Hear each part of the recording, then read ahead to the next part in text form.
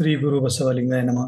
ಜೀವನ ದರ್ಶನ ಮಾಲಿಕೆ ಅಡಿಯಲ್ಲಿ ಅಂಗ ಮತ್ತು ಲಿಂಗಗಳ ಸಂಬಂಧದ ಸಖೀಲಗಳನ್ನ ಬಸವಾದಿ ಶರಣರ ವಚನಗಳ ಆಧಾರದ ಮೇಲೆ ಕಳೆದ ಕೆಲವು ದಿನಗಳಿಂದ ನಾವು ಗಮನಿಸ್ತಾ ಬಂದಿದ್ದೇವೆ. ನಿನ್ನೆ ದಿನ ನಾವು 6 ರೀತಿಯಾದಂತಹ ಲಿಂಗಗಳು ಯಾವುವು, ಆ ಲಿಂಗಗಳು ಅಂಗದ ಯಾವ ಯಾವ ಭಾಗದಲ್ಲಿ ತಮ್ಮ ಕಾರ್ಯವನ್ನ ನೆರವೇರಿಸ್ತಾ ಇದ್ದಾವೆ, ಆ ಅಂಗಗಳು ಮತ್ತು ಆ ಲಿಂಗಗಳಿಗಿರುವಂತಹ ಸಂಬಂಧ ಏನು ಅನ್ನೋದನ್ನು ಕುರಿತಾಗಿ ನಾವು ಗಮನಿಸಿದೆವು. ಹಾಗೇನೆ ಆ 6 ಲಿಂಗಗಳಾಗಿರುವಂತಹ ಆಚಾರ ಲಿಂಗ, ಅದು ನಾಸಿಕದಲ್ಲಿ, ಗುರುಲಿಂಗ ನಾಲಿಗೆಯಲ್ಲಿ, ಶಿವಲಿಂಗ ಕಣ್ಣಿನಲ್ಲಿ, ಜಂಗಮಲಿಂಗ ಅದು ಚರ್ಮದಲ್ಲಿ, ಪ್ರಸಾದಲಿಂಗ ಕಿವಿಯಲ್ಲಿ, ಮಹಾಲಿಂಗ ಆತ್ಮದಲ್ಲಿ ನಮ್ಮ ಅಂಗವನ್ನು ನಾವು ನಿಯಂತ್ರಿಸ್ತಾ ಇದ್ದಾವೆ ಅನ್ನುವಂಥ 6 ಲಿಂಗಗಳ ಬಗ್ಗೆ ನೋಡಿದ್ದೇವೆ. ಈ 6 ಲಿಂಗಗಳು ಉದಯ ಆಗಿರುವಂತಹದ್ದು ಮಹಾಲಿಂಗದ ಒಳಗಡೆ ಅನ್ನುವಂಥದ್ದನ್ನ ವಚನಕಾರರು ಹೇಳ್ತಾ ಹೋಗ್ತಾರೆ. ಈ ಲಿಂಗ ಅನ್ನುವಂಥದ್ದು ಒಂದು ಚೇತನ, ಅದು ಒಂದು ಶಕ್ತಿ.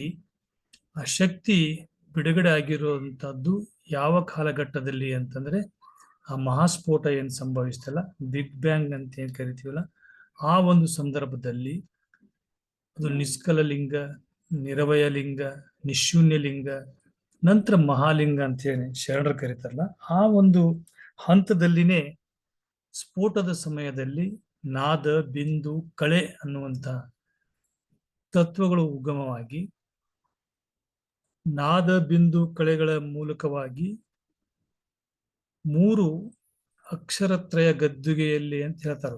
ಅ, ಉ, ಮ. ಈ ಅ, ಉ, ಮ ಗಳ ಸಮ್ಮಿಳಿತದಿಂದ ಪ್ರಣವ ಓಂಕಾರ ಉತ್ಪತ್ತಿ ಆಯಿತು ಅಂತೇಳಿ ವಚನಕಾರರ ವಚನಗಳಲ್ಲಿ ಮತ್ತು ವೈಜ್ಞಾನಿಕ ಸತ್ಯದ ಅಡಿಯಲ್ಲಿ ನಾವು ಸೃಷ್ಟಿ ಹೇಗಾಯಿತು ಅನ್ನೋದನ್ನ ನೋಡಿದ್ದೀವಿ. ಇವತ್ತು ಆ ಓಂಕಾರ ಪ್ರಣವ ಈ 6 ಲಿಂಗಗಳಿಗೆ ಯಾವ ರೀತಿ ಸಂಬಂಧವನ್ನು ಹೊಂದಿದೆ, ಇದು ಭಾರತೀಯ ತಾತ್ವಿಕ ವಿಚಾರಗಳಲ್ಲಿ ಸೃಷ್ಟಿಯ ಉಗಮವಾಗಿರುವಂತಹದ್ದು ಓಂಕಾರ ಪ್ರಣವನಾದದಿಂದನೇ ಪ್ರಾರಂಭ ಅಂತ ಹೇಳ್ತೀವಿ. ಪಾಶ್ಚಿಮಾತ್ಯ ಧಾರ್ಮಿಕ ವ್ಯಕ್ತಿಗಳು ಮತ್ತು ವೈಜ್ಞಾನಿಕ ಸತ್ಯಗಳು ಹೇಳುವುದು ಸಹ ಇದನ್ನೇ ಹೇಳ್ತಾವೆ. ಅಲ್ಲಿ ಒಂದೇ ಒಂದು ಪ್ರಿಮೇಟಿವ್ ಅಟಮ್ದಿಂದ ಸೃಷ್ಟಿ ಆಗೈತಿ ಅಂತ ಏನ್ ಕರೀತಾರಲ್ಲ, ಅದನ್ನ ನಾವಿಲ್ಲಿ ನಿಶೂನ್ಯ ಲಿಂಗ ಅಂತ ಕರೀತಾರೆ. ಇಲ್ಲಿ ಅಟಮ್ ಅನ್ನುವಂತ ಶಬ್ದವನ್ನ ನಾವು ನೋಡ್ತಾ ಹೋದ್ರೆ, ಇವತ್ತು ನಾವು ಕಣ್ಣಿಗೆ ಗೋಚರಿಸ್ತಾ ಇರುವಂತಹ ಭೌತಿಕ ಜಗತ್ತಿನಲ್ಲಿರುವಂತಹ ಎಲ್ಲ ಸಾಮಗ್ರಿಗಳು ಅವೆಲ್ಲವೂ ಸಹ ಮ್ಯಾಟರ್ದಿಂದ ಉಂಟಾಗ್ಯವು ಅಂತ ಹೇಳ್ತಾರೆ. ಇರುವುದೇ 2, ಒಂದು ಮ್ಯಾಟರ್, ಒಂದು ಎನರ್ಜಿ ಅಂತ ಹೇಳಿ ಐನ್ಸ್ಟೀನ್ ಸಹ ಇದನ್ನ ಸಾಬೀತುಪಡಿಸಿದ್ದಾನೆ. ಐನ್ಸ್ಟೀನ್ ಅವರು ಹೇಳಿರುವಂತಹ ಪ್ರಮುಖವಾದಂತಹ ಒಂದು ಸೂತ್ರ E=mc² ದಿಂದ ನಮಗೇನು ಗೊತ್ತಾಗುತ್ತಂದ್ರೆ, ಶಕ್ತಿಯನ್ನ ವಸ್ತುವಾಗಿಸಬಹುದು, ವಸ್ತುವಿನಿಂದ ಶಕ್ತಿ ಪಡಿಬಹುದು ಅನ್ನುವಂಥದ್ದು ಇದು ಜಗಜ್ಜಾಹಿರ ಆಗಿರುವಂತ ಒಂದು ಸಾರ್ವತ್ರಿಕ ಸೂತ್ರ. ಹೀಗೆ ನಮ್ಮ ಕಣ್ಣೆದುರಿಗೆ ಇರುವಂತಹ ಎಲ್ಲಾ ವಸ್ತುಗಳು ಸಹ ಅಟಮ್ಸ್ ಗಳಿಂದ ಆಗಿವೆ. ಸುಮಾರು 18ನೇ ಶತಮಾನ ಮತ್ತು ಅದಕ್ಕಿಂತಲೂ ಆಚೆ ಇರುವಂತಹ ಗ್ರೀಕ್ ತತ್ವಜ್ಞಾನಿಗಳಾಗಿರಬಹುದು, ಅವರೆಲ್ಲರಿಗೂ ಸಹ ಈ ಜಗತ್ತು, ಭೌತಿಕ ಜಗತ್ತು ವಸ್ತುಗಳಿಂದ ಆಗಿದೆ ಅಥವಾ ಅಣುಗಳಿಂದ ಆಗಿದೆ ಅನ್ನುವಂಥದ್ದನ್ನ ಅವರು ವಸ್ತುವನ್ನು ವಿಭಾಗಿಸ್ತಾ ಹೋದಾಗ ಕೊನೆಗೆ ನಿಲ್ಲುವಂತಹದ್ದೇ ಅಟಮ್ ಅಂತ ಹೇಳ್ತಾ ಇದ್ರು. ಈ ಅಟಮ್ ಅನ್ನೋ ಶಬ್ದವನ್ನು ನಾವು ವಿಭಾಗಿಸಿ ನೋಡಿದ್ರೆ ಅದು ಎಲ್ಲಿಗೆ ಹೋಗಿ ನಿಲ್ತೈತಪ್ಪ ಅಂದ್ರೆ ಅಟ್ ಓಮ್ ಅಂತ ನಿಲ್ತೈತಿ. ಅಟ್ ಓಮ್ ಅಂತಂದ್ರೆ ಅದಕ್ಕಿಂತ ಅಂದ್ರೆ ಆಚೆ ಇಲ್ಲ, ಅಲ್ಲಿಂದನೇ ಎಲ್ಲವೂ ಪ್ರಾರಂಭ ಅಂತ ಹೇಳ್ತಾರೆ. ಹಾಗಾಗಿ ಇದೇ ಭಾವವನ್ನ ನಮ್ಮ 12ನೇ ಶತಮಾನದ ಬಸವಾದಿ ಶರಣರು ಸಹ ಈ ಸೃಷ್ಟಿ ಉಗಮವಾಗಿರುವಂತದ್ದು ಈ ಓಂಕಾರ ಪ್ರಣವದಿಂದ ಅಂತ ಹೇಳ್ತಾರೆ. ಈ ಓಂಕಾರ ಪ್ರಣವದಿಂದ ಈ ರೀತಿಯಾದಂತ 6 ಲಿಂಗಗಳು ಉದಯ ಆಗ್ಯಾವು ಅಂತೇಳಿ ನಿನ್ನೆ ದಿವಸ ನಾವು ಬಾಲಸಂಗಯ್ಯನವರ ವಚನ ಮತ್ತು ಇತರೆ ವಚನಕಾರರಿಂದ ವಚನಗಳಲ್ಲಿ ನಾವು ನೋಡಿದೀವಿ. ಇಲ್ಲಿ 6 ರೀತಿಯಾದಂತಹ ಮಹಾಲಿಂಗಗಳು ಯಾವುವು ಅನ್ನೋದನ್ನ ನಿನ್ನೆಯ ಒಂದು ವಚನದಲ್ಲಿ ಹೇಳ್ತಾ ಹೋದ್ರು.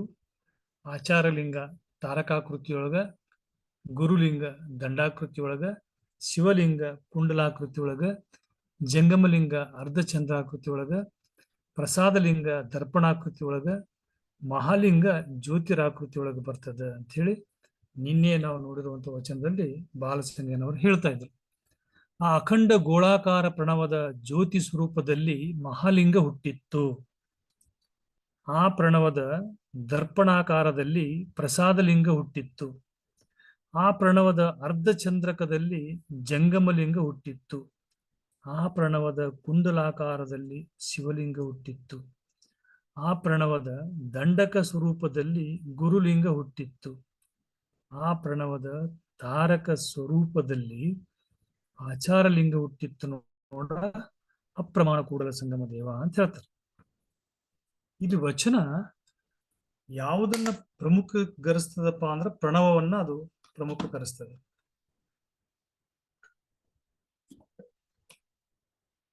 ಪ್ರಣವದ ಭಾಗಗಳಿಂದ ಈ ರೀತಿಯಾದಂತಹ 6 ಲಿಂಗಗಳು ಹುಟ್ಟಿದವು ಅಂತ ಹೇಳಿ ಬಾಲಸಂಗೇರೊಬ್ಬರೇ ಅಲ್ಲ, ಚನ್ನಬಸವನವರಾಗಿ ಅಲ್ಲಮ ಪ್ರಭುಗಳಾಗಿರ್ಬೋದು, ಹೇಮಗಲ್ ಹಂಪನವರಾಗಿರ್ಬೋದು, ಇತ್ತೀಚೆಗೆ 15-16 ಬಂದಂತ ತೋಂಟದ ಸಿದ್ಧಲಿಂಗೇಶ್ವರರಾಗಿರ್ಬೋದು, ಷಣ್ಮುಖ ಶಿವಗಳಾಗಿರ್ಬೋದು, ಅನೇಕ ವಚನಕಾರರು. ಈಗ ನಾನು ನಿನ್ ಪ್ರಣವ ಅನ್ನುವಂತ ಪದವನ್ನ ವಚನ ಸಂಪುಟದೊಳಗೆ ಗಮನಿಸಿದ್ರೆ ಸುಮಾರು 500 ಕಡೆ ಈ ಪ್ರಣವ ಅನ್ನುವಂತ ಪದ ನಮಗೆ ಕಾಣಿಸ್ತದೆ. ಹಾಗಾಗಿ ವಚನಕಾರರು ಪ್ರಣವಕ್ಕೆ ಬಹಳಷ್ಟು ಮಹತ್ವವನ್ನು ಕೊಟ್ಟು ಪ್ರಣವದಿಂದಲೇ ಜಗತ್ ಸೃಷ್ಟಿಯಾಗೈತಿ ಎನ್ನುವಂಥದ್ದಕ್ಕೆ ಅವರು ನಿಲುವಿಗೆ ಬಂದು ನಿಲ್ತಾರೆ. ಹಾಗಾದ್ರೆ ಪ್ರಣವವನ್ನು ತಿಳ್ಕೊಳ್ದೆ ಹೋದ್ರೆ ನಮಗೆ ಈ ಸಖಿಲದ ಸರಿಯಾಗಿ ಅರ್ಥ ಆಗುದಿಲ್ಲ ಅಂತಾನೆ ಅರ್ಥ. ಯಾಕಂದ್ರೆ ಸ್ವತಃ ಬಸವಣ್ಣವರೇ ಹೇಳ್ತಾರೆ, ಪ್ರಣವಾರೂಢನು, ಪ್ರಣವ ಪ್ರಕೃತಿ ಸಂಜ್ಞನು, ಪ್ರಣವ ಸಂಘ ಸಮರಸ ನಮ್ಮ ಕೂಡಲ ಸಂಗಮ ದೇವರು ಅಂತ. ಅಂದ್ರೆ ಈ ಮೂಲ ಶಕ್ತಿ ಏನದಲ್ಲ, ಮಹಾಲಿಂಗ ಅಂತ ನಾವೇನು ಕರಿತೀವಲ್ಲ, ಅದು ಪ್ರಣವ ಸಂಘ ಸಮರಸ ಅಂತ ಹೇಳ್ತಾರೆ. ಅಂದ್ರೆ ನಮ್ಮೊಳಗಡೆ ಇರುವಂತಹ ಆತ್ಮಚೇತನ, ಹೊರಗಡೆ ಇರುವಂತಹ ಪರಮಾತ್ಮ ಚೇತನ, ಶರಣರ ಭಾಷೆ ಒಳಗೆ ಹೇಳ್ಬೇಕಂದ್ರೆ ಅಂತರಂಗದಲ್ಲಿರುವಂತಹ ಪ್ರಾಣಲಿಂಗ, ಬಹಿರಂಗದಲ್ಲಿರುವಂತಹ ಮಹಾಲಿಂಗ, ಇವೆರಡು ಹೇಗೆ ಬರ್ತಾವಪ್ಪ ಅಂದ್ರ ಸಂಘ ಸಮರಸ. ಅದು ಬಿಟ್ಟು ಇದು ಇಲ್ಲ, ಇದನ್ನ ಬಿಟ್ಟು ಅದು ಇಲ್ಲ. ಅಂದ್ರೆ ಅದರ ಒಂದು ಅಂಶೀಭೂತವೇ ನಮ್ಮಲ್ಲಿರುವಂತಹ ಪ್ರಾಣಲಿಂಗ. ಹಾಗಾಗಿ ಇದನ್ನ ತಿಳ್ಕೋಬೇಕು. ಇದನ್ನ ತಿಳಿಲಾರ್ದನೆ ಏನು ತಿಳಿದ್ರು ಅದೆಲ್ಲ ವ್ಯರ್ಥ ಅಂತ ಹೇಳ್ತಾರೆ. ಆ ಕಾರಣಕ್ಕಾಗಿ ನಾವು ಪ್ರಣವ ಅಂದ್ರೆ ಏನು ಅನ್ನೋದನ್ನ ಡೀಟೇಲ್ ಆಗಿ ನೋಡ್ಬೇಕಾಗ್ತದೆ. ಇಲ್ಲಿ ಬಾಲಸಂಗನವ್ರು ಹೇಳ್ತಾರೆ, ಅಕಾರ, ಊಕಾರ, ಮಕಾರ ಯಾವ ಇವು ನಾದ, ಬಿಂದು, ಕಲೆಯ ನರಿಯರು, ಪ್ರಣವದ ಸ್ವರೂಪ ನರಿಯರು. ಈ ನಾದ ಬಿಂದು ಕಲೆ ಅನ್ನೋದು ಗೊತ್ತಾಗಲಾರ್ದ ಪ್ರಣವದ ನಮಗ ಅರ್ಥ ಬರೋದಿಲ್ಲ, ಅವ್ರ ಸ್ವರೂಪನ ತಿಳಿದಿಲ್ಲ. ನಾದ ಬಿಂದು ಕಲೆ ತಿಳಿಬೇಕಾಗಿತ್ತಂದ್ರ ಅಕಾರ, ಊಕಾರ, ಮಕಾರ ತಿಳ್ಕೋಬೇಕು. ಅಂದ್ರೆ ಅಕಾರ ಏನನ್ನು ಸೂಚಿಸ್ತದ, ಊಕಾರ ಏನನ್ನು ಸೂಚಿಸ್ತದ, ಮಕಾರ ಏನನ್ನು ಸೂಚಿಸ್ತದ. ಅಕಾರ ಅನ್ನುವಂತ ಒಂದು ಪದ ಏನದಲ್ಲ, ಅದು ಸ್ಥೂಲ ಶರೀರವನ್ನು ಸೂಚಿಸ್ತದೆ. ಊಕಾರ ಅನ್ನುವಂತ ಪದ ಸೂಕ್ಷ್ಮ ಶರೀರವನ್ನು ಸೂಚಿಸಿದ್ರೆ, ಮಕಾರ ಅನ್ನುವಂಥದ್ದು ಕಾರಣ ಶರೀರವನ್ನು ಸೂಚಿಸ್ತದೆ. ಈ ಮೂರೂ ಸೇರಿದಾಗ ಒಬ್ಬ ಶರಣಾಂತಿನ ಅನ್ಕೋತಾನೆ. ಹಾಗೆ ಈ ಮೂರೂ ಅಕ್ಷರಗಳು ನಾದದ ರೂಪದಲ್ಲಿ, ಕಲೆಯ ರೂಪದಲ್ಲಿ, ಬಿಂದುವಿನ ರೂಪದಲ್ಲಿ ಸೇರಿದಾಗ ಅದು ಪ್ರಣವದ ಉತ್ಪತ್ತಿಯಾಗುತ್ತದೆ. ಆ ಪ್ರಣವ ಅನ್ನುವಂಥದ್ದು ಅದು ಅಗೋಚರವಾಗಿರುವಂಥದ್ದು, ಅದು ಅನುಭವಕ್ಕೆ ನಿಲುಕದೇ ಇರುವಂಥದ್ದು. ಅದನ್ನು ನಾವು ತಿಳಿಪಡಿಸೋದಕ್ಕೋಸ್ಕರವಾಗಿ ನಾವು ಅದು ಹೇಳ್ತಾರಲ್ಲ ಮುಂದೆ, ನಿರಾಳ, ನಿರಂಜನ, ನಿರಾವಯ, ನಿರಮಯಾತೀತವನ್ನರಿಯದೆ ಗುರುಲಿಂಗ ಜಂಗಮವೆಂದು ಸುಳಿದರೆ ರೌರವ ನರಕವೆಂದುದು ನೋಡ ಅಪ್ರಮಾಣ ಕೂಡಲ ಸಂಗಮ ದೇವ. ಅ ಅಂದ್ರ ಗುರು, ಹೂ ಅಂದ್ರ ಲಿಂಗ, ಮ ಅಂದ್ರ ಜಂಗಮ ಅಂತೇಳಿ ಅದಕ್ಕೆ ಸಾಮಾನ್ಯ ಅರ್ಥ ಕೊಟ್ಕೊಂಡ್ರೆ ರೌರವ ನರಕ ಅಂತ ಹೇಳಿ ಎಚ್ಚರಿಸ್ತಾರ. ಅದ್ರ ಮೂಲ ಯಥಾ ಅರ್ಥವನ್ನ ಅರಿರಿ ಅಂತ ಹೇಳ್ತಾರೆ ಬಾಲಸಂಗಯ್ಯನವರು. ಅಕಾರ, ಊಕಾರ, ಮಕಾರ ಅನ್ನುವಂಥದ್ದು, ಅ ಅನ್ನುವಂಥದ್ದು, ಹೂ ಅನ್ನುವಂಥದ್ದು, ಮ ಅನ್ನುವಂಥದ್ದು, ಈ ಅಕ್ಷರಗಳನ್ನ ಒಂದಕ್ಕೊಂದು ಸಮ್ಮಿಳಿತಗೊಂಡಾಗನೇ ಒಂದು ಸಂಜ್ಞೆ ಬರ್ತದಲ್ಲ ಅಥವಾ ಒಂದು ಸಿಂಬಾಲ್ ಆಗ್ತದಲ್ಲ, ಆ ಸಿಂಬಾಲನ್ನ ನಾವು ಇಲ್ಲಿ ಓಂ ಅನ್ನುತ್ತ ಬರಿತಾ ಹೋಗ್ತೀವಿ. ಆ ಸಿಂಬಾಲು ಯಾವ್ಯಾವ ಅಕ್ಷರದೊಳಗಡೆ ಏನೇನು ಅರ್ಥವನ್ನು ಕೊಡ್ತೇವೆ ಬಂತು, ಇದು ವೇದಗಳ ಕಾಲದಿಂದಲೂ ಇರುವಂತಹದ್ದು. ಮಾಂಡುಕ್ಯ ಉಪನಿಷತ್ತಿನಲ್ಲಿ ಈ ಓಂಕಾರದ ಬಗ್ಗೆ ಸವಿಸ್ತಾರವಾದಂತ ಒಂದು ವಿಚಾರಗಳು ಬರ್ತಾವ. ಅವುಗಳನ್ನು ಹೊರತುಪಡಿಸಿದ್ರೆ ಹೆಚ್ಚು ಈ ಓಂಕಾರದ ಒಂದು ತಿಳುವಳಿಕೆಯನ್ನ, ಸಮಗ್ರ ಜ್ಞಾನವನ್ನ ಜನರಾಡುವ ಭಾಷೆಯೊಳಗೆ ಸರಳೀಕರಣ ಮಾಡಿಕೊಟ್ಟರು ಅಂತಂದ್ರೆ ವಚನಕಾರರು. ಇಂಥ ವಚನಕಾರರ ವಚನವನ್ನು ನಾವು ನೋಡ್ತಾ ಹೋದ್ರೆ ಅಲ್ಲಿ ನಮ್ಗೆ ಇದ್ರದ್ದು ಸಂಪೂರ್ಣ ಅರ್ಥ ಸಿಗುತ್ತೆ. ಇಲ್ಲಿ ಈ ಅಖಂಡ ಗೋಳಾಕಾರದ ಒಂದೊಂದು ಭಾಗವನ್ನು ಇಲ್ಲಿ ಹೇಳ್ತಾ ಹೋಗ್ತಾರೆ. ಏನದು? ದರ್ಪಣಾಕಾರ ಅಂತ ಹೇಳಿ, ಅರ್ಧ ಚಂದ್ರಾಕಾರ ಅಂತ ಹೇಳಿ, ಕುಂಡಲಾಕಾರ ಅಂತ ಹೇಳಿ, ದಂಡಕ ಸ್ವರೂಪ ಅಂತೇಳಿ, ತಾರಕ ಆಕಾರ ಅಂತೇಳಿ, ಈ 6 ಆಕಾರಗಳನ್ನ ಒಂದು ಓಂ ಅನ್ನುವಂತ ಅಕ್ಷರಕ್ಕೆ ಜೋಡಿಸ್ತಾ ಹೋಗ್ತಾರೆ. ಇಲ್ಲಿ ನಮ್ಮ ಮೊದಲಿಗೆ ಓಂದ ಸಂಜ್ಞೆಯನ್ನ, ಓಮನ ಒಂದು ಅಕ್ಷರಕ್ಕೆ ಸಂಬಂಧಿಸಿದಂತೆ ಈ ದರ್ಪಣಾಕಾರ ಅಂದ್ರೆ ಯಾವುದು, ಅರ್ಧ ಚಂದ್ರಾಕಾರ ಅಂದ್ರೆ ಯಾವುದು, ಕುಂಡಲಾಕಾರ ಯಾವುದು ಅನ್ನೋದನ್ನ ನಾವು ಇಲ್ಲಿ ನೋಡ್ತಾ ಹೋಗೋಣ. ಇಲ್ಲಿ ಈ ಓಂ ಅನ್ನುವಂತ ಅಕ್ಷರದಿಂದ ನಾವು ಬರೆಯುವಂತ ವಿಧಾನವನ್ನು ನೋಡಿದ್ರೆ, ಪ್ರಾರಂಭ ಮಾಡುವಂತದ್ದು ಈ ಭಾಗದಿಂದ, ಮುಖ ಭಾಗದಿಂದ. ಇದನ್ನೇ ತಾರಕಾಕೃತಿ ಅಂತ ಕರೀತಾರೆ. ಇದು ತಾರಕಾಕೃತಿ ಪ್ರಾರಂಭ ಏನದಲ್ಲ, ಇದು ಪೃಥ್ವಿ ತತ್ವವನ್ನ ಪ್ರತಿನಿಧಿಸ್ತದೆ. ಹಾಗೇನೆ ಶಟಸ್ಥಲದೊಳಗ ಭಕ್ತ ಸ್ಥಳವನ್ನ ಪ್ರತಿನಿಧಿಸ್ತದ. ಷಟ್ಚಕ್ರ ಒಳಗ ಆಧಾರ ಚಕ್ರವನ್ನ ಪ್ರತಿನಿಧಿಸ್ತದೆ. ಒಂದೊಂದು ನೋಡೋಣ, ಅದು ಎಷ್ಟು ಡೀಪ್ ಆಗಿದೆ ಅಂತಂದ್ರೆ,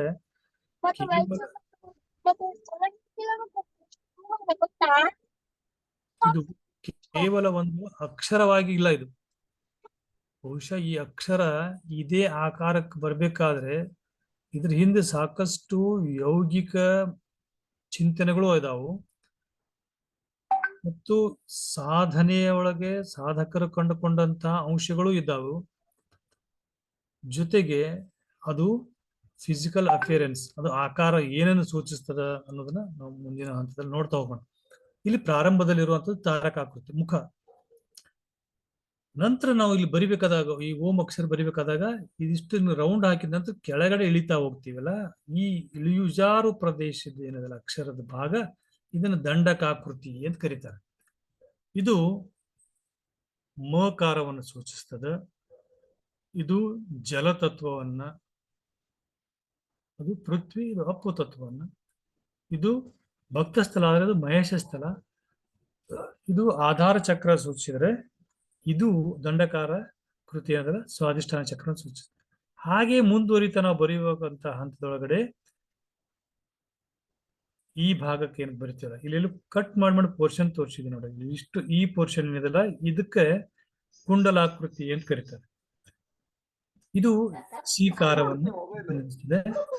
ಇದು ಪಂಚಮಹಾಭೂತದೊಳಗ ಅಗ್ನಿಯನ್ನು ಪ್ರತಿನಿಧಿಸ್ತದೆ. ಇದು ಷಟಸ್ಥಲದೊಳಗಡೆ ಪ್ರಸಾದಿ ಸ್ಥಳವನ್ನು ಸೂಚಿಸಿದರೆ, ಚಕ್ರದೊಳಗೆ ಮಣಿಪೂರಕ ಚಕ್ರವನ್ನು ಸೂಚಿಸ್ತದೆ. ಯಾವ ಚಕ್ರ ಸೂಚಿಸ್ತದ ಅಂತಂದಾಗ, ಅಂಗದೊಳಗಡೆ ಮಣಿಪೂರಕ ಚಕ್ರ ಎಲ್ಲಿ ಬರ್ತದೆ? ಹೃದಯ ಭಾಗಕ್ಕೆ ಬರ್ತದೆ.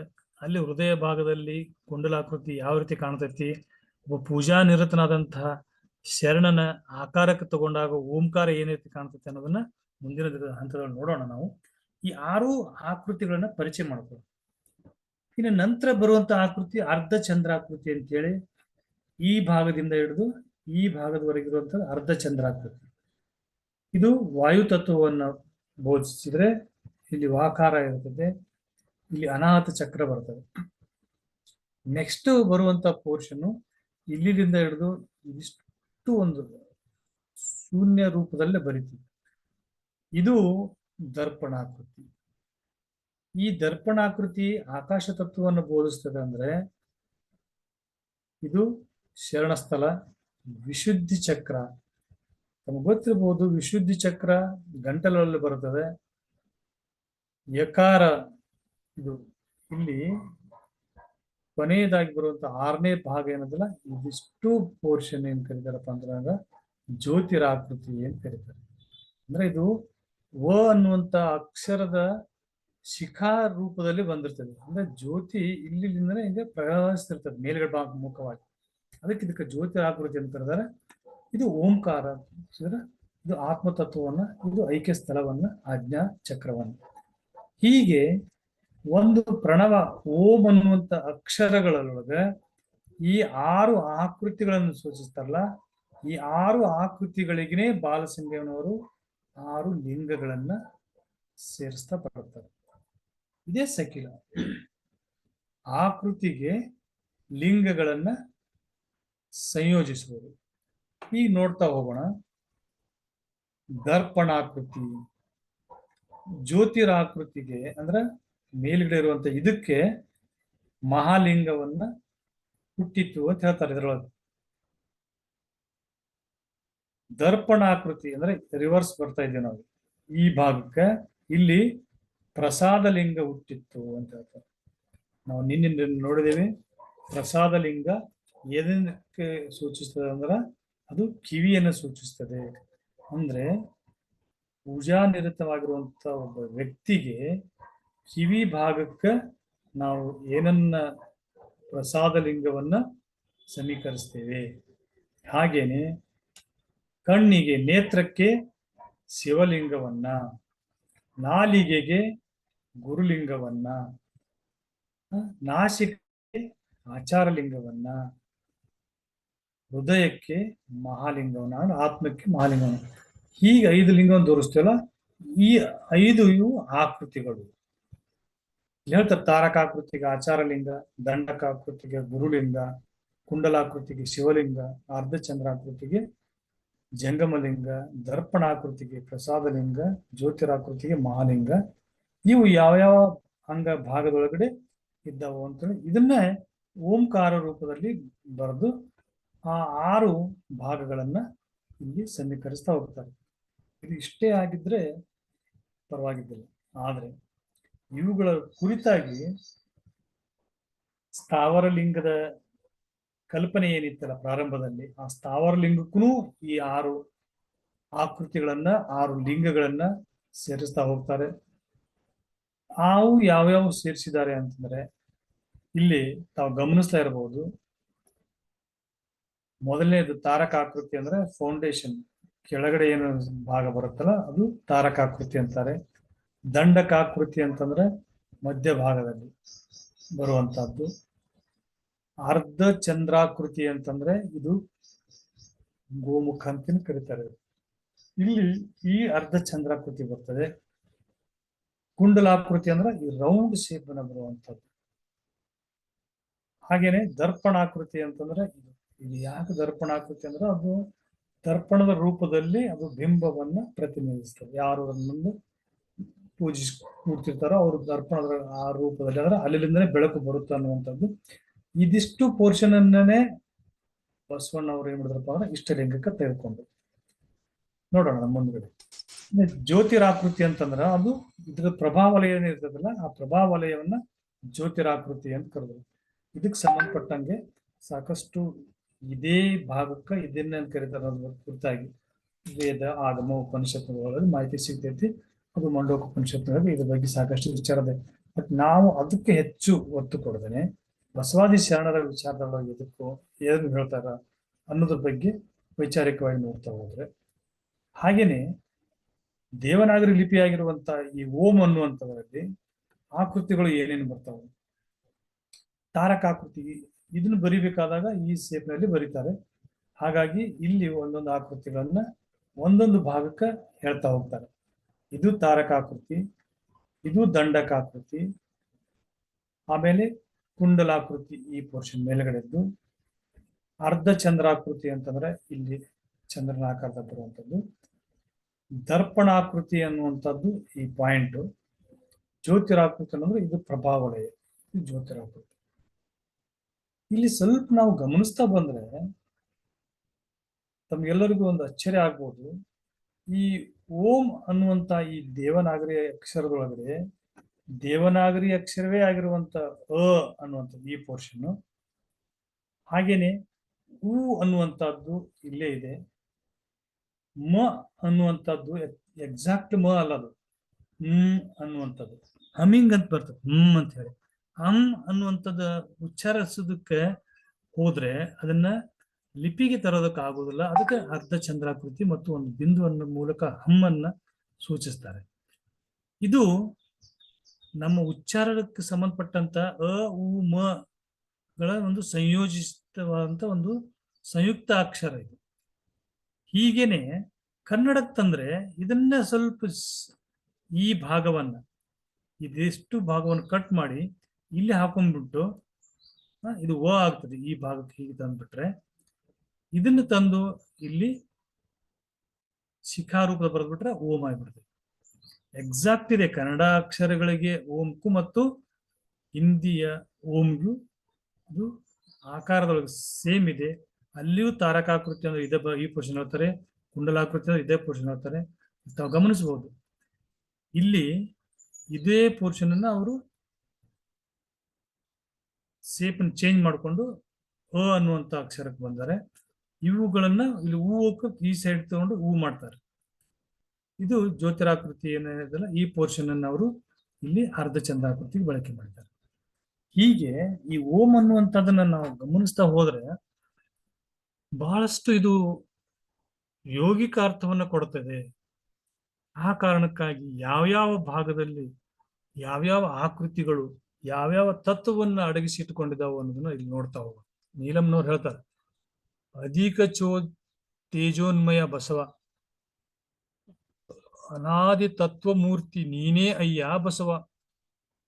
ಇಲ್ಲೇ ಅಯ್ಯ ಸಮರಸದಲ್ಲಿ ಹುಟ್ಟಿದ ಪ್ರಣವ ಮೂರ್ತಿ ಅಯ್ಯ ಬಸವಯ್ಯನು. ಆ ಬಸವ ನಡಗಿದ ಬಳಿಕ ನಾನು ಬದುಕಿದೆನಯ್ಯ ಸಂಗಯ್ಯ.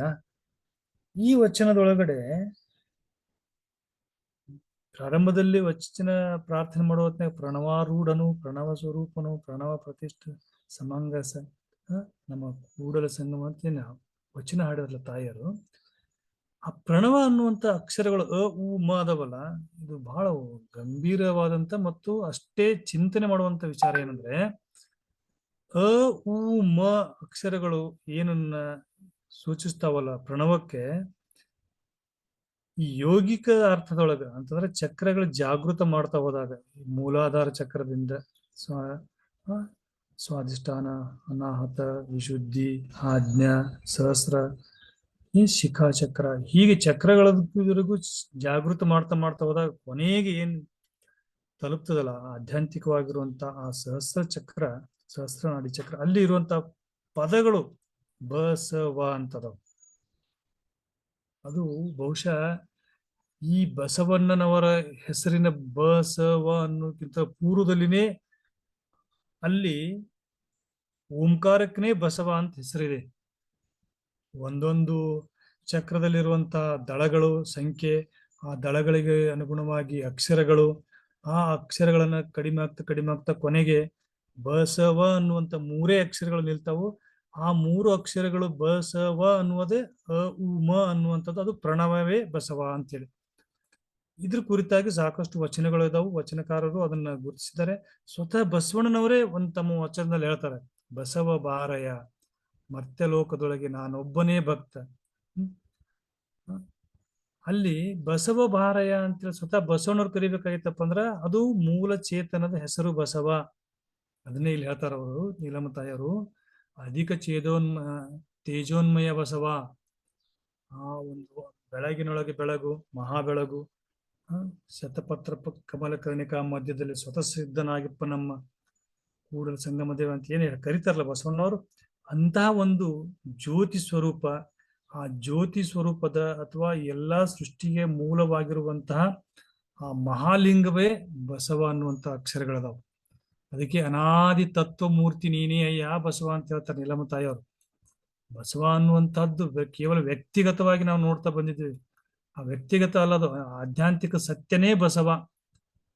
ಈ ಬಸವ ಅನ್ನುವಂಥ ಅಕ್ಷರಗಳನ್ನ ಕೇವಲ ಲಿಂಗಾಯತ ಧಾರ್ಮಿಕ ವಿಚಾರವಾದಂತ ಗ್ರಂಥದೊಳಗೆ ಐತಿ ಅಂತಲ್ಲ, ನೀವು ಪತಂಜಲಿ ಯೋಗದೊಳಗೆ ತಗೊಂಡು ಹೋಗಿ ಅಲ್ಲಿನೂ ಸಹ ಒಂದೊಂದು ದಳಗಳಲ್ಲಿ ಅಕ್ಷರ ನೋಡ್ತಾ ಹೋದ್ರು ಕೊನೆಯ ಅಕ್ಷರಗಳು ಉಳಿಯುವ ಬ ಸ ವ ಅನ್ನುವಂಥ ಅಕ್ಷರಗಳು. ಹಾಗೇನೆ ಆ ಬ ಸ ವ ಅಕ್ಷರಗಳ ಜೊತೆಗೇನೆ ಇಲ್ಲಿ ಈ ಹಿಂದ್ಗಡೆ ನಾವು ನೋಡಿರುವ ಹಾಗೆ ಇಲ್ಲಿ ಒಂದೊಂದು ಅಕ್ಷರಗಳು ಏನ್ ಹೇಳ್ತಾವಪ್ಪ ಅಂತಂದ್ರೆ ಇಲ್ಲಿ ಓಂಕಾರದ ಹೇಳ್ತದೆ, ನಕಾರ, ಮಕಾರ, ಸೀಕಾರ, ವಕಾರ, ಯಕಾರ ಅಂದ್ರೆ ನಮ ಶಿವಾಯ ಓಂ ಅನ್ನುವಂಥದ್ದು ಪ್ರೇ ಈ ಓಂ ಬರ್ತೈತಿ. ಇದ್ರ ಈ ಓಂ ಹುಟ್ಟಬೇಕಾದಾಗ ಏನಿದ್ವಲ್ಲ ಅಕ್ಷರಗಳು ಅ ಉ ಮ ಅವು ಬ ಸ ವ ಅನ್ನುವಂಥ ಅಕ್ಷರಗಳು. ಅದನ್ನೇ ಈ ನೀಲಮ್ಮನವರ ತಾಯಿಯವರು ಹೇಳಿರುವಂಥದ್ದು. ಪ್ರಣವ ಮೂರ್ತಿಯಯ್ಯ ಅಂತ ಬಸವಯ್ಯನವರು ಕರೆದಿರುವಂಥದ್ದು. ಅದಂತಹದನ್ನ ನಾವು ತಿಳಿಲಾರ್ದನೆ ಉಳಿದದ್ದು ಎಲ್ಲ ತಿಳಿದ್ರು ವ್ಯರ್ಥ ಆಗ್ತೈತಿ. ಅದಕ್ಕೆ ಹೇಳ್ತಾರೆ ಇಲ್ಲಿ 6 ತತ್ವಗಳು ಆ ಬಸವ ತತ್ವದಿಂದನೇ ಉಗಮ ಆಗಿದ್ದಾವೆ ಅಥವಾ ಆ ಪ್ರಣವ ತತ್ವದಿಂದನೇ ಉಗಮ ಆಗ್ಯಾವ. ಯಾವ್ಯಾವು? ಆ ಅಖಂಡ ಜ್ಯೋತಿ ಪ್ರಣವದ ಅರ್ಧ ಚಂದ್ರ ಸ್ವರೂಪವಾಗಿದ್ದ ಬ್ರಹ್ಮಾನಂದ ಬ್ರಹ್ಮದಲ್ಲಿ ಈಶ್ವರ, ವಾಯು, ಸ್ಪರ್ಶ, ಮನ, ತ್ವಕ್ಕು, ಪ್ರಾಣೇಂದ್ರಿಯವೆಂಬ ಈ 6 ತತ್ವಗಳು ಉತ್ಪತ್ತಿವಾಯಿತು ನೋಡ. ಇಲ್ಲಿ ಅವ್ರಿಗೆ ನಿಧಾನವಾಗಿ ಒಂದೊಂದೊಂದೊಂದು ಉತ್ಪತ್ತಿಯ ಬಗ್ಗೆ ಹೇಳ್ತಾ ಹೋಗ್ತಾರೆ. ಯಾಕಂದ್ರೆ ಇಲ್ಲಿ ಎಲ್ಲಾ ತತ್ವಗಳು ಷಡ್ವಿಧ ಲಿಂಗಗಳು ಅಂತ ಅನ್ಬೇಕಾದ್ರೆ 6 ಲಿಂಗಗಳ ಜೊತೆಗೆ ಏನೇನು ಉಗಮ ಆದವು ಅನ್ನೋದನ್ನ ಹೇಳ್ತಾರೆ. ಅಖಂಡ ಜ್ಯೋತಿ ಪ್ರಣವದ ಕುಂಡಲಾಕಾರದಲ್ಲಿ ಕಲಾಬ್ರಹ್ಮದಲ್ಲಿ ರುದ್ರ, ಅಗ್ನಿ, ರೂಪ, ಅಹಂಕಾರ, ನೇತ್ರ, ಪಾದೇಂದ್ರ ಎಂಬ 6 ತತ್ವಗಳು ಉತ್ಪತ್ತಿವಾಯಿತು ನೋಡ. ಅಂದ್ರೆ ಇಲ್ಲಿ 6 ತತ್ವಗಳು ಯಾವ ಉತ್ಪತ್ತಿ ಆದವು ಅನ್ನೋದು ಹೇಳ್ತಾರ ಅವರು. ಹಾಗೇನೆ ಅಕಾರ, ಊಕಾರ, ಮಕಾರ ಅಥವಾ ನಾದ, ಬಿಂದು, ಕಳೆಗಳ ತಿಳಿದು ಪ್ರಣವ ಸ್ವರೂಪವನ್ನು ಅರಿದು ನಿರಾಳ, ನಿರಂಜನ, ನಿರಾಮಯ, ನಿರಾಮಯಾತೀತವನರಿದು ಆ ನಿರಾಮಯವನ ಅತೀತದೊಳು ಮನಲೀಯವಾಗಿ ಸುಳಿವ ನಿಜ ಸುಳು ಹಿಂಗೆ ನಮೋ ನಮೋ ಎಂಬೆನು ನೋಡ ಅಪ್ರಮಾಣ ಕೂಡಲ ಸಂಗಮ ದೇವ. ಎಷ್ಟು ಸ್ಪಷ್ಟವಾಗಿ ಹೇಳ್ತಾರ ನೋಡ್ರಿ. ಎಲ್ಲದಕ್ಕೂ ಮೂಲನೇ ಈ ಓಂಕಾರ ಅಂತೇಳಿ. ಈ ಓಂಕಾರ ಧ್ವನಿ ಏನದಲ್ಲ, ನಾವು ಉಚ್ಚರಿಸಿದ್ರೆ ಯಾವ ರೀತಿ ಧ್ವನಿ ಬರುತ್ತ, ಇದು ಸೃಷ್ಟಿಯ ಆರಂಭದ ಪದ. ಅದಕ್ಕೆ ಅಲ್ಲಮ ಪ್ರಭುಗಳು ಒಂದು ವಚನದಲ್ಲಿ ಹೇಳ್ತಾರೆ, ಅಲ್ಲಮನ ಕೂಗಿದ ಕೂಗು ಅಂತೇಳಿ. ಅಂದ್ರೆ ಇದ್ರದ್ದು ನಾದ ಈಗೂ ಸಹ ಪ್ರತಿ ಅಟೆಂಪ್ಸ್ ಒಳಗಡೆನೂ ಅದೇ ನಾದ ಇದೆ.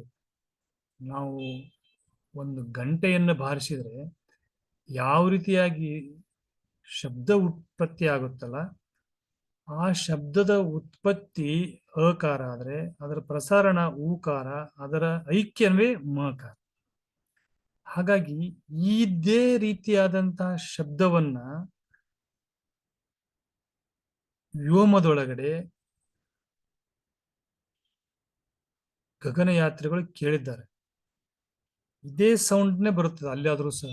ಇದಕ್ಕೆ ಸಂಬಂಧಪಟ್ಟಂಗ ಸಾಕಷ್ಟು ವಿಡಿಯೋಗಳನ್ನ ನಾಸಾ ವಿಜ್ಞಾನಿಗಳು ಯೂಟ್ಯೂಬ್ನಲ್ಲಿ ಅಪ್ಲೋಡ್ ಮಾಡಿದ್ದಾರೆ. ನಮ್ಮ ಇಸ್ರೋದು ಯೂಟ್ಯೂಬ್ದೊಳಗೂ ತಾವೆಲ್ಲ ಅದನ್ನ ಗಮನಿಸಬಹುದು. ವ್ಯೋಮದೊಳಗಡೆ ಯಾವ ರೀತಿ ನಾದ ಐತಪ್ಪ ಅಂತಂದ್ರೆ ಅಲ್ಲಿ ಕೇವಲ ಓಂಕಾರ ನಾದ ಮಾತ್ರ ಇದೆ. ಅದ ನಾದನೇ ಮುಂದೆ ಏನಾಕೈತಪ್ಪ ಅಂದ್ರ ಕಲೆ ಆಗ್ತದೆ, ಬಿಂದು ಆಗ್ತದೆ. ಈ ನಾದವೇ ಸಮೀಕರಣಗೊಂಡು ವಸ್ತುಗಳಾಗ್ತಾವು. ವಸ್ತುಗಳು ಪ್ರತಿಯೊಂದು ವಸ್ತುವು ಈ ನಾದವನ್ನೇ ಗುನುಗುಣಿಸ್ತಾವು. ಈಗಾಗಲೇ ತಾವೆಲ್ಲ ಯೂಟ್ಯೂಬ್ದಲ್ಲಿ ಸರ್ಚ್ ಮಾಡಿ ನೋಡ್ರಿ, ಪ್ರತಿ ಗ್ರಹಕ್ಕೂ ಒಂದೊಂದು ನಾದ ಇದೆ. ಪ್ರತಿ ಗ್ರಹಗಳು ಬುಧ, ಶುಕ್ರ, ಭೂಮಿ ಅವುಗಳೆಲ್ಲವೂ ಸಹ ಒಂದು ನಾದವನ್ನ ಪ್ರೊಡ್ಯೂಸ್ ಮಾಡ್ತಾವ. ಕಾರಣ ಏನಂತಂದ್ರೆ ಅವುಗಳೊಳಗೆ ಇರುವಂತಹ ಎಲ್ಲ ಪದಾರ್ಥ ಏನದಲ್ಲ, ಮ್ಯಾಟರ್ ಅದಲ್ಲ, ಅದು ಇಟ್ ಮೇಡ್ ಫ್ರಮ್ ಅಟೆಮ್ಸ್ ಅದ. ಪ್ರತಿ ಅಟೆಮ್ಸಿಗೂ it has its own frequency, ಅದ್ರದ್ದು ಸೌಂಡ್ ಬರ್ತದೆ. ಅದ್ರದ್ದು ಸೌಂಡ್ಗಳಿಂದನೇ ಹೊರಹೊಮ್ಮುವಂತ ಕಂಪನಗಳೇನದಾವಲ್ಲ ಅದು ನಾದವನ್ನು ಹೊರಹೊಮ್ಮಿಸ್ತಾವ. ಹೀಗೆ ಅದನ್ನೆಲ್ಲ ತಿಳಿಬೇಕು. ಅದು ನೋಡ ಪದಗಳನ್ನ ಇಂಥ ಪದಗಳನ್ನು ಬಳಸಿರೋದ್ರಲ್ಲಿ ನಿರಾಳ, ನಿರಂಜನ, ನಿರಾಮಯ, ನಿರ್ಮಯಾತೀತವನರು. ನಿರ್ಮಯಾತೀತದೊಳು ಮನಲೀಯವಾಗಿ ಅದ್ರೊಳಗಡೆ ನಮ್ಮ ಮನಸ್ಸನ್ನು ಕೇಂದ್ರೀಕರಿಸಿದಾಗ ಅದು ನಮಗೆ ಅರ್ಥಕ್ಕೆ ಬರ್ತದೆ ಅಂತ ಹೇಳ್ತಾರೆ. ಇದನ್ನೇ ಬಹಳಷ್ಟು ದಾರ್ಶನಿಕರು ಧ್ಯಾನದೊಳಗಡೆ ಆ ಒಂದು ಘೇರೆ ಸೌಂಡ್ ಅನ್ನು ಕೇಳಿದೆವು ಅಂತ ಹೇಳ್ತಾರೆ. ಅದು ಸಮುದ್ರ ಬೋರ್ಗರಿತ ರೂಪದೊಳಗೆ ಇತ್ತು ಅಂತ ಒಬ್ರು ಹೇಳ್ತಾರೆ. ಒಬ್ರು ಶಿವನ ಮೃದಂಗ ಡಮರುಗು ಸೌಂಡ್ ಬರ್ತದ ಅಂತ ಹೇಳ್ತಾರೆ, ಬೇರಿನಾದ ಅಂತ ಹೇಳ್ತಾರೆ. ಇತ್ತೀಚೆಗೆ ಕೆಲವೊಂದಿಷ್ಟು ಯೋಗ ಸಾಧಕರು ಧ್ಯಾನದ ಮೂಲಕ ತಮ್ಮದೇ ಆದಂತ ಟೆಕ್ನಿಕ್ಗಳನ್ನು ಹೇಳಿ ಧ್ಯಾನವನ್ನು ಕಲಿಸ್ತಾರೆ. ಅವ್ರು ಹೇಳ್ತಾರೆ ಇದು ಯಾವ ರೀತಿಯಾಗಿ ಸೌಂಡ್ ಬರುತ್ತಪ್ಪ ಅಂದ್ರೆ ಸಾಯಿ ಸಾಯಿ ಸಾಯಿ ಅನ್ನುವಂಥ ಸೌಂಡ್ ಬರುತ್ತೆ ಅಂತ ಹೇಳ್ತಾರೆ. ನಾವು ಉಸಿರು ಒಳಗೆ ತಗೋಬೇಕಾದಾಗ ಒಂದು ಸೌಂಡ್ ಬರುತ್ತೆ, ಹೊರಗೆ ಬಿಡ್ಬೇಕಾದಾಗ ಒಂದು ಸೌಂಡ್ ಬರುತ್ತೆ. ಒಳಗೆ ತಗೋಬೇಕಾದಾಗ ಸೋ ಬಂದ್ರು, ಹೊರಗೆ ಬಿಡ್ಬೇಕಾದಾಗ ಹಮ್ ಬರ್ತದೆ. ಈ ಸೋ ಮತ್ತು ಹಮ್ ಅನ್ನುವಂಥದ್ದು ಓಂದ ಒಂದು ಪಾರ್ಟೆ. ಹಮ್ ಸೋ ಸೋ ಹಮ್ ಅನ್ನುವಂಥದ್ದು ಎರಡು ಪದಗಳನ್ನು ಕಂಟಿನ್ಯೂಸ್ ಆಗಿ ಬರುವಂತದ್ದೇನೆ ಹಂಸ ಅಂತ ಬರ್ತದೆ. ಹಂಸ ಅನ್ನುವಂಥದ್ದು ಯೋಗಿಕದೊಳಗೆ ಅತ್ಯಂತ ಕೊನೆಯ ಸ್ಥಿತಿ ಅದು. ಅದನ್ನ ಪರಮಹಂಸ ಅಂತ ನಾವು ಕರೆಯುವಂತ ಶಬ್ದದ ಅರ್ಥನ ಅದೇ. ಆ ಹಂಸ ಅನ್ನುವಂಥದ್ದು ಹಂಸಂ ಹಂಸಂ ಅನ್ನುವಂಥದ್ದು ಏನಂತಂದ್ರೆ ಸೋಹಂ ಸೋಹಂ ಸೋಹಂ ಹಂ ಅನ್ ಸೋ ಹಂಸ ಅಂತ ಬರ್ತದೆ. ಅದು ಸೋಹಂ ಹಂಸ ಅನ್ನುವಂಥದ್ದು ಏನಾಗ್ತಂದ್ರೆ ವೈಯಕ್ತಿಕ ಸಾಧನೆ ಆಗ್ತೈತಿ. ವೈಯಕ್ತಿಕ ಸಾಧನೆ ಮಾಡಿ ಸೋಹಂ ಅನಿಸದೆ ದಾಸೋಹಂ ಎಂತನಿಸ ಅಂತ ಹೇಳಿ ವಚನಕಾರ ಅನ್ನೋದು. ಅಂದ್ರೆ ನಾ ಏನು ಅನುಭವಿಸಿಲ್ಲ ಅದನ್ನು ಎಲ್ಲರೂ ಅನುಭವಿಸಲಿ, ಅದು ಎಲ್ಲರಿಗೂ ಗೊತ್ತಾಗ್ಲಿ, ಈ ಓಂಕಾರ ನಾದವನ್ನು ಪ್ರತಿಯೊಬ್ಬರು ಅರ್ಥಕೊಳ್ಳಿ ಅಂತ ತಿಳ್ಕೊಂಡು. ಇದು ಬೌದ್ಧ ಧರ್ಮದೊಳಗಡೆನೂ ಓಂಕಾರದ ಕುರಿತಾಗ್ಯದ. ಅಲ್ಲಿ ಓಂ ಮಣಿ ಪದ್ಮ ಅಂತ ಅಲ್ಲಿ ಶಬ್ದದ ಬಹಳ ಅರ್ಥವಾಗಿರುತ್ತ ಓಂ ಅನ್ನು. ಹಾಗೇನೆ ಜೈನ ಧರ್ಮದೊಳಗೂ ಬಳಸ್ತಾರೆ. ಇದು ಟಿಬೇಟಿಯನ್ ಧರ್ಮದೊಳಗೂ ಸಹ ಹೇಳ್ತಾರೆ, ಅದಕ್ಕೆ ಒನ್ ಹ್ಯಾಂಡ್ ಸೌಂಡ್ ಅಂತ ಕರೀತಾರೆ ಇದನ್ನು. ಅಂದ್ರೆ ಇದಕ್ಕೆ ನಾವು ವಚನಕಾರದಕ್ಕೆ ಅನಾಹತನಾದ ಅಂತ ಕರೀತಾರೆ. ಹತನಾದ ಅಂತಂದ್ರೆ ಯಾವುದೋ ಒಂದು ವಸ್ತುವಿಗೆ ನಾವು ಬಡದಾಗ ಅದು ಸೌಂಡ್ ಬರ್ತೈತಿ. ಹತ ಮಾಡಿದಾಗ ಅಥವಾ ಟಚ್ ಮಾಡಿದಾಗ ಬರುವಂತ ಸೌಂಡ್ ಬೇರೆ ಹತನಾದದು. ಇದು ಅನಾಹತನಾದ ಅಂದ್ರೆ ಇದು ಯಾವುದೇ ರೀತಿಯಾದಂತ ಸ್ಪರ್ಶ ಇರದನೆ ಸ್ವತಃ ಈ ಸೃಷ್ಟಿಯೊಳಗಡೆ ನಿರಂತರವಾಗಿ ಹರಿತಾ ಇರುವಂತ ನಾದ ಇದು. ಇದು ಪ್ರಣವನಾದ. ಇಂತಹ ಪ್ರಣವನಾದದಿಂದಲೇ ನಮಗೂ 6 ರೀತಿಯಾದಂತಹ ಲಿಂಗಗಳು ಉಗಮ ಆಗ್ಯಾವ ಅಂತ ಹೇಳ್ತಾ ಬರ್ತಾರೆ.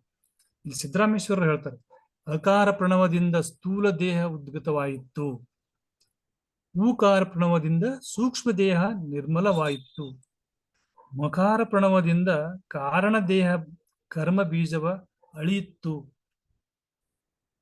ಅಕಾರದಲ್ಲಿ ಜಾಗೃತಿ, ಊಕಾರದಲ್ಲಿ ಸ್ವಪ್ನ, ಮಕಾರದಲ್ಲಿ ಸುಸುಪ್ತಿ. ಜಾಗ್ರ ಸ್ವಪ್ನದಲ್ಲಿದ್ದ ರೂಹು ಸುಸುಪ್ತಿಯಲ್ಲಿಲ್ಲ. ತ್ರಿವಿಧಾವಸ್ಥೆಯಲ್ಲೊಂದಾಗದ ಮಾತ್ರ ಪ್ರಾಣಲಿಂಗಿ ಆತನಲ್ಲ ನೋಡ ಕಪಿಲಿಸಿದ್ದ ಮಲ್ಲಿಕಾರ್ಜುನ. ಇದು ವಚನ ಎಷ್ಟು ಅರ್ಥಗರ್ಭಿತವಾಗಿದೆ ಅಂತಂದ್ರೆ 2 ರೀತಿಯಾದಂತ ಒಂದು ಅರಿವನ್ನು ನಮಗ್ ಕೊಡ್ತೇವೆ. ಸ್ಥೂಲ ಸೂಕ್ಷ್ಮ ಕಾರಣ ಶರೀರಕ್ಕ ಈ ಪ್ರಣವದ ಒಂದೊಂದು ಅಕ್ಷರಗಳು ಪ್ರಭಾವವನ್ನು ಬೀರ್ತಾವ ಅಂತ ಹೇಳಿ. ಅಕಾರ ಪ್ರಣವ ಸ್ಥೂಲ ದೇಹಕ್ಕೆ ಅದು ಉತ್ಪತ್ತಿ ಆಗೋದಕ್ಕೆ ಕಾರಣ ಆಗಿದೆ. ಹಾಗೇನೆ ಸೂಕ್ಷ್ಮ ಶರೀರಕ್ಕೆ ಅದು ಊಕಾರ, ಕಾರಣ ಶರೀರಕ್ಕೆ ಅದು ಮಕಾರ. ಇಲ್ಲಿ ಬೀಜ ಒಳೆಯಿತ್ತು ಅನ್ನುವಂತ ಪದ ಬಳಸ್ತಾರೆ. ಇಲ್ಲಿ ಕರ್ಮ ಬೀಜ ಒಳೆಯಿತ್ತು. ಈ ಸೃಷ್ಟಿ ಒಳಗಡೆ ಒಂದು ತತ್ವ ಸಾಮಾನ್ಯವಾಗಿ ಅದು ಎಲ್ಲದರಲ್ಲೂ ಅದು ಪ್ರವಹಿಸ್ತಾ ಬರ್ತಾ ಇದೆ. ಯಾವುದು ಅಂತಂದ್ರೆ ಚೇತನ ಅಥವಾ ಶಕ್ತಿ ಅನ್ನುವಂಥದ್ದು ರೂಪಾಂತರಗೊಳ್ತಾ ಹೋಗ್ತಾ ಇದೆ. ಹೇಗೆ ಒಂದು ಬೀಜ ಇಡೀ ಮರ ಏನಾಗ್ಬೇಕು, ಹೇಗಾಗ್ಬೇಕು, ಎಷ್ಟು ಟಂಗೆಗಳನ್ನು ಬಿಡಬೇಕು, ಎಷ್ಟು ವರ್ಷಕ್ಕೆ ಎಷ್ಟು ಹಣ್ಣು ಕೊಡಬೇಕು, ಯಾವ ಹಣ್ಣಿನೊಳಗೆ ಎಷ್ಟು ಬೀಜಗಳನ್ನ ಅದು ಉತ್ಪಾದನೆ ಮಾಡಬೇಕು ಅನ್ನುವಂಥದ್ದು ಎಲ್ಲ ಫಂಕ್ಷನ್ಸ್ಗಳನ್ನ ಅದನ್ನ ಸಾಫ್ಟ್ವೇರ್ ಅಂತ ಕರಿತೀವಲ್ಲ, ಅದನ್ನೆಲ್ಲವನ್ನೂ ಆ ಬೀಜ ತನ್ನೊಳಗೆ ಅಡಗಿಸ್ಕೊಂಡು ಕೂತಿರ್ತದೆ. ಈ ರೀತಿಯಾದಂತಹ ಬೀಜದೊಳಗಡೆ ಅದರದ್ದು ಒಂದು ಸಾಫ್ಟ್ವೇರ್ ಅನ್ನ ಇಟ್ಕೊಂಡು ಅದು ಅದೇ ರೀತಿಯಾಗಿ ಬೀಜ ಭೂಮಿಗೆ ಸಂಪರ್ಕ ಬಂದ ಮೇಲೆ ಅದು ತನ್ನ ಕವಚವನ್ನ ಅದು ಕಳ್ಕೊಂಡ್ಮೇಲೆ ಮೊಳಕೆ ಒಡೆದು ಆ ಮೊಳಕೆ ಮರವಾಗಿ ಮತ್ತೆ ಆ ಶಕ್ತಿ ಮರದೊಳಗೆ ಪ್ರವಹಿಸಿ ಅದು ಮತ್ತೆ ಬೀಜದೊಳಗೆ ಅಡಗಿಕೊಳ್ತದೆ. ಅದು ಪುನಃ ಮತ್ತೆ ಭೂಮಿಗೆ ಬೀಳುತ್ತೆ, ಮತ್ತೆ ಮರ ಆಗುತ್ತೆ, ಮತ್ತೆ ಭೂಮಿಗೆ ಬೀಳುತ್ತೆ, ಮತ್ತೆ ಮರವಾಗುತ್ತೆ. ಹೀಗೆ ಇದು ಬೀಜ ಅಳಿಯಿತು ಅಂತ ಹೇಳ್ತಾರೆ. ಅದನ್ನೇ ಬಹಳ ಚೆನ್ನಾಗಿ ಬಸವಣ್ಣವರು ತಮ್ಮ ಅಂತಿಮ ವಚನದಲ್ಲಿ ಹೇಳ್ತಾರೆ, ಭಕ್ತಿ ಎಂಬ ಪೃಥ್ವಿಯ ಮೇಲೆ ಗುರು ಎಂಬ ಬೀಜವಂಕುರಿಸಿ. ಆ ವಚನದೊಳಗೆ ಎಷ್ಟು ಸ್ಪಷ್ಟವಾಗಿ ಹೇಳ್ತಾರಂದ್ರೆ, ಈ ಶಕ್ತಿ, ಈ ಚೇತನ ಈ ಮಹಾಲಿಂಗದೊಳಗಡೆ ಹೇಗೆ ಬೆರಿತೈತಿ ಅಂತಂದ್ರೆ, ಆ ಬೆರೆತಂತ ಮಹಾಲಿಂಗದಿಂದ ಅದೇ ಮಹಾಲಿಂಗ ಮತ್ತೆ ಆಚಾರಲಿಂಗ ಆಗ್ತದೆ, ಗುರುಲಿಂಗ ಆಗ್ತದೆ, ಶಿವಲಿಂಗ ಆಗ್ತದೆ, ಜಂಗಮಲಿಂಗ ಆಗ್ತದೆ, ಪ್ರಸಾದಲಿಂಗ ಆಗಿ ಮತ್ತೆ ಕೊನೆಗೊಂಡು ಮಹಾಲಿಂಗದೊಳಗೆ ಐಕ್ಯ ಆಗ್ತದೆ. ಇದು ರೊಟೇಷನ್ ಆಗ್ತಾನೆ ಇರ್ತೈತಿ. ಇದರ ಅರಿವು ನಮಗೆ ಯಾವಾಗ ಬರುತ್ತದೆ ಅಂದ್ರೆ, ಅಕಾರದಲ್ಲಿ ಜಾಗೃತಿ. ಹೌದು, ನಾನು ಕೇವಲ ಅಂಗವಲ್ಲ, ನಾನು ಲಿಂಗವೂ ಸಹ ಇದ್ದೇನೆ. ಅಂಗ ಅಳಿದು ಹೋಗ್ತದೆ, ಲಿಂಗ ನಿರಂತರವಾಗಿರ್ತದೆ. ಈ ಅಂಗಕ್ಕೆ ಇದು ಪೃಥ್ವಿಯಿಂದ ಪಂಚಮಹಾಭೂತಗಳಿಂದ ಉಪಯೋಗಿಸಿದ ಅಂದ್ರೆ ಇದಕ್ಕೆ ಅಳಿವಿದೆ. ಇದರೊಳಗಿರುವಂತಹ ಆತ್ಮತತ್ವ ಅದೇ ಮಹಾಲಿಂಗ, ಅದಕ್ಕೆ ಅಳಿವಿಲ್ಲ ಅನ್ನುವಂತ ಒಂದು ವಿಚಾರವನ್ನ ಇಟ್ಕೊಳ್ಳುವಂತಹದ್ದೇ ಬೀಜ ಅಳಿಯುವುದು ಅಂತ ಹೇಳ್ತಾರೆ. ಹೀಗೆ ಜಾಗೃತ, ಸ್ವಪ್ನ, ಸುಷುಪ್ತಿ ಅನ್ನುವಂತ ಮೂರು ಸ್ಥಿತಿಗಳು ಅಕಾರ, ಊಕಾರ, ಮಕಾರವನ್ನು ಪ್ರತಿನಿಧಿಸ್ತಾವು. ಇದು ಪ್ರಾಣಲಿಂಗಿಯ ಸ್ಥಿತಿ ಅಂತ ಹೇಳ್ತಾರೆ. ಹೀಗೆ ಒಂದೊಂದು ಪ್ರಣವದಿಂದ ಯಾವ್ಯಾವ ತತ್ವಗಳು ಉಗಮ ಆಗಿದೆವು ಅನ್ನೋದನ್ನ ಬಾಲಸಂಗಯ್ಯನವರು ತಮ್ಮ ಅನೇಕ ವಚನಗಳಲ್ಲಿ ಹೇಳ್ತಾರೆ. ಇಲ್ಲಿ ಮಂತ್ರಗಳು ಯಾವ್ಯಾವುದಾದವು?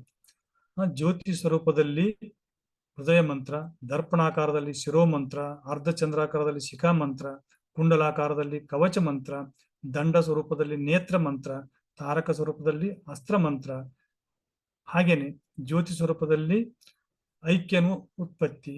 ಇಲ್ಲಿ ಭಕ್ತ, ಮಹೇಶ, ಪ್ರಸಾದಿ, ಪ್ರಾಣಲಿಂಗಿ, ಶರಣ, ಐಕ್ಯ ಅನ್ನುವಂಥ ಸ್ಥಳಗಳು ಉತ್ಪತ್ತಿ ಆಗಿರುವಂತದ್ದು, ಅದಕ್ಕೆ ಸಂಬಂಧಪಟ್ಟಂತಹ ಪ್ರಣವದ ಭಾಗಗಳನ್ನು ಹೇಳ್ತಾ ಹೋಗ್ತಾರ ಅವ್ರು.